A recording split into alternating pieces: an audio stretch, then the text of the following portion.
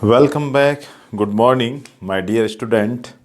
जैसा कि आपको मालूम है कि अपने जो कक्षा 10th है उसका नया जो चैप्टर अपने स्टार्ट कर रखा था जिसका नाम था त्रिभुज, और छठी जो एक्सरसाइज है वो अपने चल रही थी। उसमें थोड़ा बहुत इंट्रोडक्शन अपने कर लिया है, उसका बेसिक जो परिचय था वो अपने फर्स्ट पार्ट में कंप्लीट किया है। उसके बाद में आपका जो एक्सरसाइज 6.1 है वो अपने कंप्लीट कर लिए। अब उसी क्रम में आगे चलते हैं, उसी के सेकंड पार्ट को लेके फिर आगे उसे स्टार्ट करते हुए कंटिन्यू कर ले जाए। ठीक है, तो इसमें बहुत इम्पोर्टेंट और बहुत ही शानदार प्रमेय है जो आपकी थेल्स प्रमेय है, वो एक्सरसाइज 6.2 के अंदर है आपकी, और परीक्षा की दृष्टि से काफ़ी महत्वपूर्ण है और लगभग आने के चांस क्या है, पूरे पूरे रहते हैं। तो अब जो आगे की जो प्रश्नावली उनमें थ्योरम वगैरह चलती रहेगी, जैसे एक थ्योरम होगी उसके बेस पे क्या है, कुछ एग्जाम्पल और कुछ प्रश्न आपको दे रखे होंगे। तो थ्योरम ज़्यादा कठिन नहीं है और उसको आराम से क्या है समझते हैं। कुछ मैटर मैंने बोर्ड पे पहले से लिख दिया है ताकि आपका समय क्या हो, खराब नहीं हो। तो देखो मैंने क्या लिखा है, आपको ये मालूम है पिछली वीडियो में आपको मैंने ये बताया था कि दो त्रिभुज है वो समरूप होने की क्या कंडीशन होनी चाहिए। ठीक है, क्या कंडीशन होनी चाहिए? पहला काम कि दो त्रिभुज समरूप होते हैं यदि उनकी संगत कोण क्या हो, बराबर हो। उनके जो कॉरस्पॉन्डिंग एंगल है, जो संगत कोण है वो आपस में क्या होने चाहिए, इक्वल आने चाहिए। उनका मान क्या रहना चाहिए, समान रहना चाहिए। पहली कंडीशन कि उनके भाई जो संगत कोण है वो क्या होने चाहिए, बराबर होने जरूरी है। ठीक है, दूसरी कंडीशन ये कह रहा है कि उनकी संगत भुजाएं एक ही अनुपात में रहनी चाहिए। एक ही अनुपात का मतलब क्या हो गया, समान अनुपात ही रहना चाहिए। अगर दो भुजाओं का अनुपात लिया जाए, फिर अगर दूसरी दो भुजाओं का अनुपात आप लेते हो तो वो दोनों अनुपात आपस में क्या रहने चाहिए, बराबर रहने चाहिए। तब जाके आपका जो दो त्रिभुज दे रखे हैं वो आपस में क्या होते हैं, समरूप होते हैं। भाई जैसे आप बना के देख सकते हैं भाई, मान लो ये आपका एक ट्राइंगल है, इधर भी एक आपका ट्राइंगल है। इसका नाम क्या लिख देता हूँ, ABC। इसका नाम क्या लिखा, PQR। संगत कोण बराबर होना चाहिए। मान लेते हैं कि ऊपर वाला एंगल A है वो एंगल P के क्या है, बराबर है। एंगल B है, इस पे मैं दो कट लगा देता हूँ। ऐसा ही एंगल Q इसके समान है तो इस पे भी मैं दो चिन्ह बना देता हूँ। ठीक है, फिर जैसे एंगल C है, एक दो, इस पे तीन चिन्ह बना देता हूँ। इसी प्रकार इस पे भी मैं तीन चिन्ह बना देता हूँ। इसका मतलब क्या है कि जो एंगल C है वो R के क्या है, समान है। ठीक है, समान है तो साथ में सेकंड कंडीशन पहले तो हो गई कि इनके एंगल क्या होने चाहिए, समान होने चाहिए। फिर ये कह रहा है कि इनकी संगत भुजाएं एक ही अनुपात में रहनी चाहिए। मतलब इधर क्या आपने जैसे AB लिया, उधर की क्या लेनी पड़ेगी, PQ। फिर बराबर इधर की अगर आपने AC ली है, उधर की बजाय क्या आएगी, PR।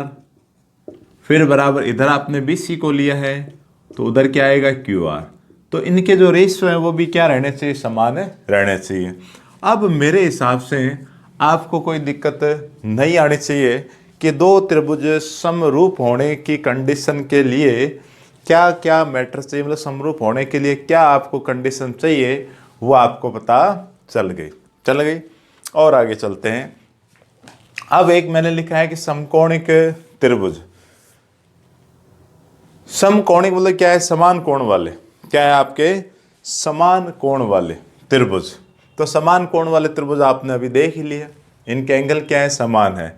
ये जो प्रमेय है कहीं ना कहीं क्या, थेल्स प्रमेय का ही एक रूप है। थेल्स प्रमेय से क्या है, जुड़ी हुई है। तो देखो ये क्या कहता है, समान कोणिक त्रिभुज क्या होते हैं वो आपने देखा। फिर से देखो मैं आपको समझा देता हूँ। क्या लिखा हुआ है कि यदि दो त्रिभुज के संगत कोण समान हो तो उन्हें क्या कहते हैं, समान कोणिक त्रिभुज कहते हैं। समान कोणिक त्रिभुज क्या होते हैं, ऐसे दो त्रिभुज जिनके संगत कोण क्या हो, समान हो, क्या कहलाते हैं, समान कोणिक त्रिभुज कहलाते हैं। ठीक है, अब होता क्या है कि अगर समान कोणिक त्रिभुज हैं तो उनकी संगत भुजाएं क्या होगी, आपने ऊपर पढ़ा है। देखो ये कह रहा है कि दो समान कोणिक त्रिभुजों में उनकी संगत भुजाओं का अनुपात क्या रहता है, समान रहता है। तो इसी चीज को मैंने लिखा है। अगर मान लो परीक्षा में आपके यूँ आ जाए कि समान कोणिक त्रिभुज हो तो बताओ और क्या होगा। तो और का मतलब क्या हो गया कि अगर आपके पास समान कोणिक त्रिभुज है उस कंडीशन में आपकी जो संगत भुजाएं होंगी उनके अनुपात हमेशा क्या रहने वाले हैं, समान रहेंगे भी। जो संगत अनुपात आप लोगे, कॉरस्पॉन्डिंग जो आपकी साइड है उनका रेशियो आप लेते हो तो वो आपस में क्या रहता है, समान रहेगा, आपका इक्वल रहेगा। थोड़ी सी लाइट का इश्यू आ गया है, लाइट चली गई, बाकी आपको दिखाई तो दे ही रहा है। ठीक है, देख लेते हैं अब इसी मैटर को दिख रहा है या नहीं दिख रहा है। दिख रहा है आराम से, कोई दिक्कत नहीं है। तो ये मैंने आपको बता दिया कि दो समान कोणिक त्रिभुज होंगे तो उनके संगत भुजाएं क्या होगी, बराबर होती है। ऐसा ही काम देखो थेल्स प्रमेय भी सेम इसके जैसी, मैंने साइड में क्या लिखी है, थेल्स प्रमेय आपकी लिखी है, थोड़ा सा मैं पढ़ के आपको बता देता हूँ। थेल्स प्रमेय क्या कहती है, थेल्स प्रमेय या इसका अन्य नाम क्या है, आधारभूत अनुपातिक प्रमेय होता है। ये कहता है कि यदि किसी त्रिभुज की एक भुजा के समांतर अन्य दो भुजाओं को भिन्न भिन्न बिंदुओं पर प्रतिच्छेद करने के लिए एक रेखा खींची जाए तो ये अन्य दो भुजाओं को एक ही अनुपात में क्या करती है, विभाजित करती है। तो देखो छोटा सा मैं आपको चित्र बना के समझा देता हूँ इधर कि यदि आपके पास एक त्रिभुज हो, ये वाला त्रिभुज है, ठीक है, ये आपका क्या हो गया, त्रिभुज हो गया। तो त्रिभुज मान लेता हूँ आपका क्या हुआ, ABC हुआ। तो ये कहता है कि एक त्रिभुज बनाओ, ठीक है, बना लिया। त्रिभुज बनाने के बाद ये कह रहा है कि एक भुजा के समांतर, एक भुजा क्या ले ली जाए, BC, इसके समांतर अन्य दो भुजाओं के भिन्न भिन्न बिंदुओं को प्रतिच्छेद करने वाली रेखा आपको चाहिए। तो इसके समांतर रेखा कहाँ आएगी, यहाँ ऊपर की ओर मैं बना देता हूँ लगभग, ये आपकी क्या है, समांतर रेखा आ गई, जो बिंदु रेखा AB को बिंदु D पर और रेखा AC को बिंदु E पर क्या कर रही है, प्रतिच्छेद कर रही है। ठीक है, यही कह रहा है। ये कहने के बाद ये कह रहा है ऐसी रेखा खींची जाए तो ये अन्य दो भुजाओं को एक ही अनुपात में काटती है। इसका मतलब क्या है कि देखो AD बटा DB बराबर रहना चाहिए किसके, AE बटा EC के क्या रहना चाहिए, समान आपका रहना चाहिए। ये वो पूछना चाह रहा है। ठीक है, दिखाई दे रहा है, कोई दिक्कत नहीं। थोड़ा सा लाइट का इश्यू हो गया, लाइट कभी भी जा सकती है भाई। बोर्ड तो नज़र आ ही रहा है, तो और आगे चलते हैं। तो ये देखो कहीं ना कहीं इससे क्या संबंधित है, दोनों एक ही बात को दर्शाना चाहते हैं। समान कोणिक प्रमेय भी ये, समान कोणिक जो त्रिभुज है वो भी यही कहता है यदि दो त्रिभुज समान कोणिक हैं तो उनके संगत भुजाओं के जो अनुपात है वो क्या रहते हैं, बराबर रहते हैं। और थेल्स प्रमेय ने भी ये भुजा के जो दो टुकड़े बनाए हैं इनका अनुपात उधर वाले त्रिभुज के समान रखा है। तो ये तो आपको समझ आ गया कि बोर्ड पे क्या लिखा हुआ है, बिल्कुल मैंने आपको धीरे धीरे समझाए हैं। अब और आगे चलते हैं कि थेल्स प्रमेय क्या कहती है भाई। तो एक साइड का देखो मैं मिटाता हूँ भाई, एक साइड मतलब उधर का मैं मिटा दूँ ताकि अपना कुछ इसके अंदर कंस्ट्रक्ट करेंगे, कुछ रचना वगैरह करेंगे और उसके बाद उसको सिद्ध करेंगे पूरा। ठीक है, तो मैं ये इस साइड का मिटा देता हूँ, स्क्रीनशॉट आप ले लीजिए। ठीक है, तो और आगे चले, तो इसको मैं मिटा देता हूँ। तो ये तो खैर समझ में आएगी आपको, कोई बड़ी दिक्कत नहीं है। अब देखो थेल्स प्रमेय को सिद्ध करने के लिए आपको करना क्या है, किस प्रकार से आपको रचना कंस्ट्रक्शन आपको करवाना है। एक मैंने जो नीचे लिखी हुई बात थी उसको मैंने मिटा दिया, भूल गए, मैं आपको बताना चाह रहा था। कुछ नहीं, ऐसे मैं वर्बली बोल के बता देता हूँ, स्क्रीनशॉट आपने ले रखा है, पढ़ लेना। होता है क्या, देखो अपने 9th क्लास के अंदर एक थ्योरम है, अपने 9th क्लास के अंदर जो एक थ्योरम है वो क्या कहती है, वो कहती है कि अगर दो समांतर रेखाएं, अगर क्या है, दो समांतर रेखाएं हैं और इस रेखा में एक ही आधार पर दो त्रिभुज आप लो, इन दोनों समांतर रेखाओं के बीच में मैं एक त्रिभुज बना देता हूँ आपका, जैसे ये वाला क्या बनाया आपका, ABC। कौन सा त्रिभुज आ गया आपका, ABC त्रिभुज आ गया। अब ये कहता है कि इसी रेखा को आधार मानते हुए एक त्रिभुज और बना लो, जैसे मैंने ये वाला बना दिया। आधार आपका सेम रहना चाहिए भाई, एक अन्य त्रिभुज क्या बनाया, इसको मैं डी लिख देता हूँ। क्या लिखा, डी लिखा।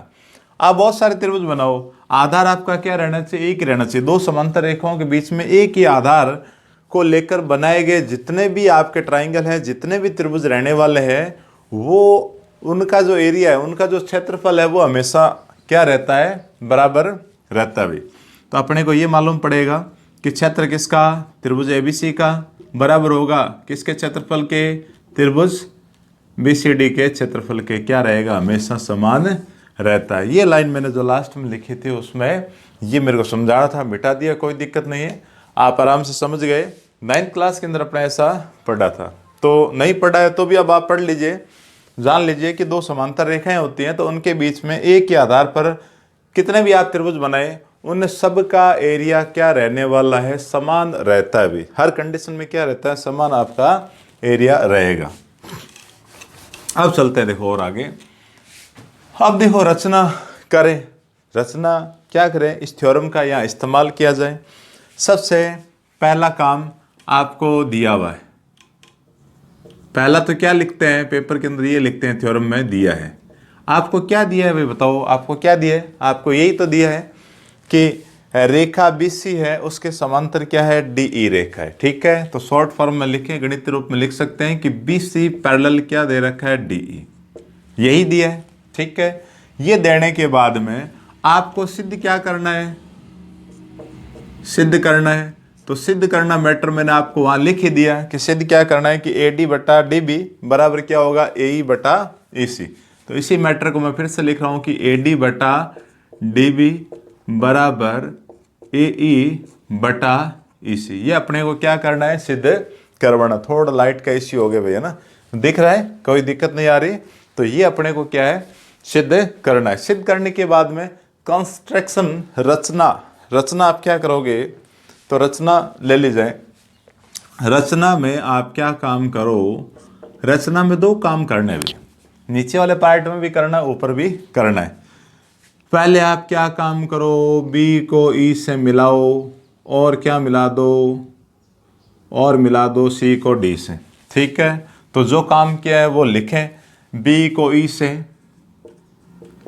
बी को ई से, वह किसको, बिंदु सी को डी से मिलाए, सी को डी से, सी को किससे, देखो सी ये रहा ना, सी को कहाँ मिलाया, डी से, सी को डी से मिलाया।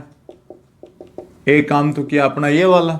दूसरा क्या काम करें, दूसरा ये करें कि बिंदु डी से, बिंदु डी से ये जो आपकी ए भुजा है, इस पर एक परपेंडिकुलर खींचो, एक लंब बनाते हुए लाइन आप बनाओ। A B C D E F नाम दे देता हूँ, ये आपका क्या हो गया, एफ हो गया। तो डी एफ क्या है, परपेंडिकुलर है किसके, ए के। तो आपने क्या किया है कि डी एफ परपेंडिकुलर बनाया किसके, ए के। और ऐसा ही काम इधर से कि ए से भी आप एक परपेंडिकुलर डाल लें, किस पर, ए डी पर। A B C D E F G लिख देता हूँ।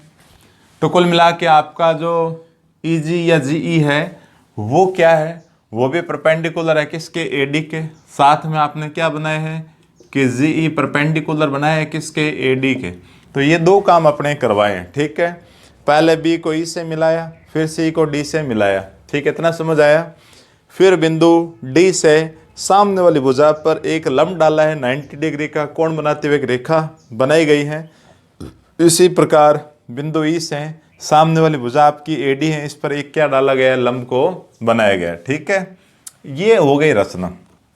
रचना होने के बाद में अब आता है उपपत्ति, मतलब क्या लिया जाए, कैसे सिद्ध आपको करवाना है। ठीक है, तो थेल्स प्रमेय के अंदर आपको मालूम है कि समांतर रेखाएं वगैरह आपने ली हैं, दो समांतर रेखाएं दे रखी है। तो होगा क्या, त्रिभुज का एरिया चाहिए, त्रिभुज का क्षेत्रफल चाहिए। अब रह गई बात कि किस त्रिभुज को लिया जाए। वैसे देखो मैं आपको फिर समझा देता हूँ कि जो त्रिभुज होता है उसका, जैसे मान लो आपका ये त्रिभुज है, इसका एरिया क्या होता है, 1/2 इंटू आधार इंटू क्या होती है, ऊंचाई। ये होता है, सूत्र आपने पढ़ाई है। अब आधार तो ये ले लिया जाए, ऊंचाई आपकी हो जाती है ये वाली, जो 90 डिग्री का एंगल बनाए सीधी सामने वाले शीर्ष से जो हाइट है उसकी, वो क्या कहलाती है, त्रिभुज की ऊंचाई कहलाती है। अब यहाँ तो नजर आ रही है, कई स्थिति के अंदर क्या होता है कि जैसे अधिकोण का त्रिभुज आ जाए भाई, जैसे मान लो ये वाला त्रिभुज आ गया। अब देखो इसमें आधार को लेंगे तो आधार तो आपका यही रहने वाला है, आधार तो क्या रहने वाला है, यही रहने वाला है। अब यदि आप इसमें लंब बनाओगे, शीर्ष लंब बोल दें, तो वो लंब क्या होगा, वो बनेगा आपके बाहर की ओर। क्या बनेगा, बाहर की ओर बनेगा। तो इसको भी आप बढ़ा लो। तो त्रिभुज का क्षेत्रफल निकालेंगे तो आपके जो आधार है उसकी लंबाई को तो यही पढ़ा जाएगा, और ऊंचाई है उसको अपने ये बाहर वाले को पढ़ लेंगे। ऊंचाई आपकी जो भी शीर्ष लंब आप बनाओगे, त्रिभुज के बाहर हो चाहे अंदर हो, ऊंचाई उसकी क्या वही रहने वाली है। तो हाइट के लिए जो शीर्ष लंब आपने बनाए हैं बाहर की ओर बन रहा है, उसी को आप ले लीजिए। ठीक है, समझ आ गया। यही काम यहाँ करेंगे। अब इस मैटर को स्टार्ट कैसे किए, स्टार्ट कैसे करवाए जाए, सिंपल सी बात है। देखो AD और DE, AD इधर है, DB इधर आ रहा है। सॉरी मैंने क्या बोल दिया कि AD बटा DB दे रखा है, तो AD और DB ये दे रखा है। तो पहले आप इधर वाली जो साइड है ये भुजा है, इस त्रिभुज की जो एक साइड की इधर वाली भुजा है, मेरी ओर वाली, ठीक है, इधर वाली ये भुजा है। इस पर बने हुए त्रिभुजों को आप देखिए, कौन से दो त्रिभुज आ रहे हैं। देखो एक तो आपका क्या आ जाएगा, बताओ दो त्रिभुज कौन से बनने वाले हैं। एक तो त्रिभुज आपका क्या होगा, कुछ समझ आ रहा है। एक त्रिभुज आप कौन सा लेओगे, त्रिभुज ADE लेओगे क्या, और दूसरा त्रिभुज आप क्या लेओगे, देखो ये नजर आ रहा है कौन सा, ADE। आप क्या ले, ये वाला त्रिभुज ADE, ये वाला ऊपर वाला त्रिभुज, ठीक है। फिर आपको कौन सा लेओगे, BDE, ये वाला त्रिभुज। तो ये दो त्रिभुज आपको लेने, त्रिभुज का क्षेत्रफल निकालना है। तो क्या लेंगे, सबसे पहले अपने ले लिया जाए कौन सा त्रिभुज, ADE। त्रिभुज किसमें, ADE में। त्रिभुज ADE का क्षेत्रफल वापस क्या लिखेंगे, 1/2 इंटू आधार इंटू ऊंचाई। वही मैंने सूत्र को लिखा है कि 1/2 इंटू आधार इंटू ऊंचाई। अब आधार और ऊंचाई आप कैसे लेओगे बताओ। 1/2 तो आपको लिखना है, आधार आपका क्या हो गया, AD इंटू ऊंचाई। ऊंचाई मतलब जो शीर्ष लंब है, शीर्ष लंब कौन सा है भाई, GE है। कौन सा है, GE, ये शीर्ष लंब हो गया। ठीक है, ये समझ आया। ये त्रिभुज लिया है ADE, इसमें आधार क्या पड़ा, AD, और शीर्ष लंब देखो ये त्रिभुज के अंदर क्या आ रहा है, GE या AG आपके पास आ रहा है। ये हो गई समीकरण नंबर 1। अब आप कौन सा त्रिभुज ले, ये वाला BDE त्रिभुज क्या ले, त्रिभुज किसका, BDE का क्षेत्रफल वही 1/2 इंटू आधार क्या आएगा, आधार आएगा BD, और ऊंचाई देखो, ये देखो यहाँ से ये आपका त्रिभुज है भाई, ये वाला क्या आपका ट्राइंगल है। लाइट आ चुकी है, ये आपका ट्राइंगल आ गया ना। ये ट्राइंगल आते ही आपके पास देखो ये अधिकोण है। आप इसको गौर से देखोगे, मैं यहाँ थोड़ा सा इसको ब्लैक सा कर देता हूँ। देखो ये वाला, ये अधिकोण वाला ट्राइंगल हो गया। इसका शीर्ष लंब कौन सा हो, ये बाहर वाला, मतलब इस प्रकार से बना हुआ आप देखोगे तो इस प्रकार से बना हुआ। इसका शीर्ष लंब कहाँ आएगा, बाहर की ओर आएगा। ये आपका D है, ये B है, और ये E है। इधर क्या लिखा हुआ देखो, G लिखा हुआ ना। इसका मतलब क्या हुआ कि आपका जो शीर्ष लंब है, जो आधार के बाद जो ऊंचाई आप काम में लेने वाले हो, वो आपके पास कौन से वाली दे रखी है, GE, वही आपको लेनी है। ठीक है, तो देखो ले लेते हैं। आधार तो क्या लिया, BD, बिल्कुल समझ आ रहा है, आराम से देखो बता रहा हूँ कौन सी चीज़ कहाँ मेजरमेंट आपको करनी है। इनटू क्या लिखेंगे, GE, इनटू क्या लिया जाएगा, GE। समीकरण नंबर क्या हो गई, 2। इसी प्रकार जब आपने ये चीज़ें ले ली, एक साइड की भुजा को ले लिया, अब दूसरे रेशो कहाँ से आएंगे, जब आप दूसरी साइड भुजा को लेओगे। दूसरी भुजा कौन सी रहेगी, देखो AC मतलब इस पर भी दो त्रिभुज आपको देखने। तो पहले बताओ कौन सा त्रिभुज आप पढ़ोगे, कौन सा त्रिभुज लेओगे। वही स्थिति, ऊपर का त्रिभुज ADE, तो ऊपर का त्रिभुज तो वापस ADE आएगा। अब इस कंडीशन में आधार आप क्या पढ़ोगे, AE पढ़ोगे, तो शीर्ष लंब होगा ये। जो आधार ले रहे हो उस पर 90 डिग्री का कौन कौन बना रहा है भाई, DF बना रहा है। तो आपको ये इसकी ऊंचाई लेनी पड़ेगी। फिर से लेता हूँ, देखो किस में, त्रिभुज ADE का क्षेत्रफल वही 1/2 आधार आप इस बार क्या लोगे ए ई इंटू आधार ये लिया तो ऊंचाई क्या आएगी आपकी डी एफ आएगी भाई। बिल्कुल आराम से देखना कि आधार आपने कौन सा लिया है ए ई, ये आधार लिया तो इस पर 90 डिग्री का एंगल कौन मेजरमेंट कर रही है, कौन बना रही है, भुजा आपके डी एफ बना रही है। तो इसकी ऊंचाई आप क्या लोगे डी एफ लोगे। ये समीकरण नंबर क्या हो गई 3। छोटा सा आप लिखना चाहो तो यहाँ लिख सकते हैं कि आपकी जो रेखा है कौन सी पढ़ी जा रही है ए सी। ये सारा काम कौन सी पे किया था रेखा ए बी पर किया था। हिंट के लिए आपको फिर से याद रहे दूसरा त्रिभुज आप कौन सा पढ़ोगे बताओ। दूसरा त्रिभुज आप पहले इधर से ये लिया था, अब यहाँ से आप कौन सा त्रिभुज लोगे, यहाँ से इस साइड वाली भुजा है तो इस पर आप त्रिभुज कौन सा लोगे, आप लोगे सी डी ई। क्या लोगे सी डी ई, ये वाला त्रिभुज।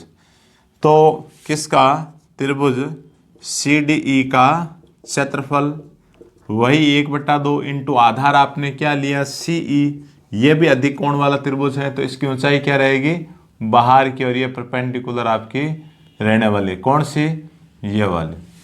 तो इसमें आपके पास हाइट है वो आपके पास क्या आ जाएगी, वो आ जाएगी आपके पास कौन सी डी एफ। देखो ये रही, मतलब आपने ऐसे वाला लिया, देखो ये डी बिंदु है, ये ई है, यहाँ क्या है सी है ना। अब इस पर परपेंडिकुलर जो 90 डिग्री का एंगल आ रहा है ऊपर की ओर, देखो ये एफ पॉइंट आ रहा है तो इसका ऊंचाई आप क्या ले, मतलब इसको आप बढ़ाओगे, देखो बढ़ाओगे तो 90 डिग्री का एंगल किस आधार पर ही आ रहा है ना, उस समय ये आपका क्या आ जाएगा डी एफ आ जाएगा। तो यहाँ आप क्या लिखोगे डी एफ। समीकरण नंबर क्या हो गई 4 हो गई। अब ये होने के बाद में अब आपको पता ही है, अब आपको पता है कैसे पता है, क्या पता है कि इसने अनुपात का मतलब क्या है भाग लगेगा, अनुपात का मतलब क्या है भाग लगाना पड़ेगा। तो भाग किस किस का दिया जाए, ए डी आपका ये रहा, डी बी या बी डी आपका ये रहा। तो समीकरण नंबर 1 और 2 को आपस में भाग, समीकरण नंबर 3 और 4 को आपस में भाग दिया जाए। क्या करें, समीकरण नंबर 1 में समीकरण 2 का भाग, समीकरण 2 का भाग देने पर अब आप समीकरण नंबर 2 का भाग लगा दीजिए। तो इधर तो आपका आ जाएगा कौन सा त्रिभुज ए डी ई का क्षेत्रफल बट्टे में ये लिखा जाएगा किसका त्रिभुज बी डी ई का क्षेत्रफल बराबर 1/2 इंटू इधर ए डी इंटू जी ई बट्टे में ये वाला समीकरण नंबर 2 को यहाँ उतार दो 1/2 बी डी इंटू जी ई, ये लिख दिया। अब जैसे ही भाग लगाया आपने 1/2 से 1/2 कैंसिल और जी ई से जी ई कैंसिल, आपके पास क्या रह गया ए डी, बी डी लिखो से डी बी लिखो बात एक ही। आपने सिद्ध करने में डी बी लिखा है तो इसको उल्टा करके लिख दो, कोई दिक्कत नहीं आएगी। इसको समीकरण नंबर क्या बना देता हूं मैं 5 लिख देता हूं, ठीक है। इसी प्रकार समीकरण नंबर 3 में 4 का भाग लगाओ, तो मैं वही लिख रहा हूं वापस कि समीकरण नंबर 3 में समीकरण 4 का भाग देने पर, तो 3 नंबर ये रहा, इधर का पार्ट लिख रहा हूं एलएचएस क्या लेंगे त्रिभुज एडीई का क्षेत्रफल, फिर बट्टे में क्या दे रखा है त्रिभुज सीडीई का क्षेत्रफल, फिर बराबर के अंदर क्या लिखोगे आरएचएस वाले पार्ट को 1/2 इंटू ए इंटू डी एफ, फिर बट्टे में क्या लिखा भाई 1/2 इंटू सी इंटू डी एफ। तो 1/2 से 1/2 कैंसिल, डी एफ से आपका डी एफ कैंसिल, बच गया क्या आपका ए बटा सी ई, ये मैटर बच गया। इसको समीकरण नंबर क्या लगा दो 6 आप लगा दो, ठीक है। समीकरण नंबर क्या हो गई 6 हो गई। अब देखो लगभग मैटर आ चुका है। अब इन दोनों को आपस में बराबर कैसे करवाए जाएं, इन दोनों को आपस में बराबर कैसे करवाए जाएं। देखो आप सिद्ध करने में देखोगे, ये देखो यहाँ लिखा हुआ ना। अब देखो आपके पास ए डी बटा डी बी ये आ रखा है, ए बटा ई सी ये भी ई सी या सी ये भी आ रखा है, ई सी लिखा। चलो मैं इसको उल्टा कर देता हूँ, कोई दिक्कत नहीं है, ई सी लिख देता हूँ। एक ही चीज़ है, आप कैसे लिखें सी ई या ई सी, रेखा आपकी वही रहने वाली, ठीक है। अब आपको ये दोनों बराबर करवाने, तो बराबर करवाने के लिए जो कक्षा 9th की जो प्रमेय है वो काम में लेंगे। वो कैसे काम में ले, आप ये देखो कि ये आपके पास दो समांतर रेखाएं आई, है ना। क्या ये दो समांतर रेखाएं, थोड़ा सा मैं ऊपर का पार्ट मिटा देता हूँ ताकि मैं वहाँ लिख के आपको समझा सकूँ। इसका तो आपने स्क्रीनशॉट ले लिया है, नहीं लिया तब ले लो, ठीक है। तो इस इधर का जो पार्ट है उसको मैं क्या थोड़ा सा मिटा देता हूँ ताकि यहाँ अपने लिख लेंगे। थेल्स प्रमेय तो आपने पढ़ लिया, कथन है तो स्टेटमेंट है आपका पूरा पूरा, इसमें आपको कुछ नहीं करना। तो अब देखो, आप ये देखोगे चित्र की भी अब ज़्यादा आवश्यकता नहीं है, मैं इसको क्या थोड़ा ख़राब करने वाला हूँ। देखो कैसे कि इसको मैं यदि बढ़ाऊँ, इसको यदि मैंने बढ़ा दिया, बढ़ाते आपके पास क्या है, समांतर रेखा है। समांतर रेखाओं पे देखो दो त्रिभुज आ रहे हैं भाई। एक तो आपका कौन सा आ रहा है, ये वाला बी सी डी, देखो बी सी डी, क्या रहा आपका बी सी डी आ रहा है, ठीक है। और एक और कौन सा आ रहा है, एक और बताओ, एक और कौन सा लेंगे, बी सी ई, क्या लेंगे बी सी ई, बी डी सी और बी सी ई, ये दो त्रिभुज अपने आ रहे हैं, ठीक है। तो इन दोनों में से आप क्या काम करवाओगे, आप इसको कैसे बताओगे कि ये दोनों आपस में क्या है, समान है। वही जो प्रमेय आपको लिखवाई थी ना, उसके द्वारा आप कैसे समझाओगे कि ये दोनों क्या है, एक ही आधार पर बने हुए त्रिभुज है। तो दो समांतर रेखाओं के बीच में आपने कोणों को देखा, सॉरी त्रिभुजों को देखा, ये दो त्रिभुज आपस में क्या है, बराबर है। कुल मिला के आपका सी डी ई, कौन सा सी डी ई, ठीक है।